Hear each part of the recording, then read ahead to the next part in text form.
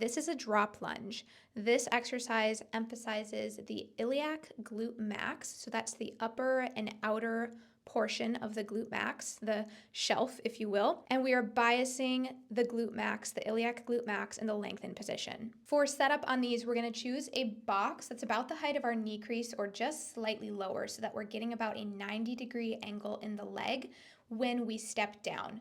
For loading, we are doing contralateral loading, meaning we're holding the dumbbell in the opposite hand.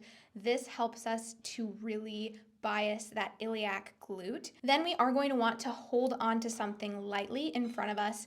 I'm using a post here. You can also use a TRX strap, or you can even use an incline bench inclined up. We're going to angle the toe slightly in so that as we go into the movement, the knee tracks towards the midline. As we initiate this movement, we are initiating back with the hips and then forward on the way up. We want about a 90-degree angle, again, with that working leg at the bottom.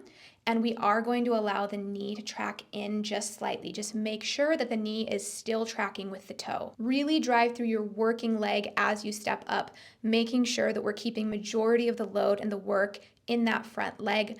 And then lastly, we don't want to death grip the post or the TRX strap or the bench or whatever we're using for stability.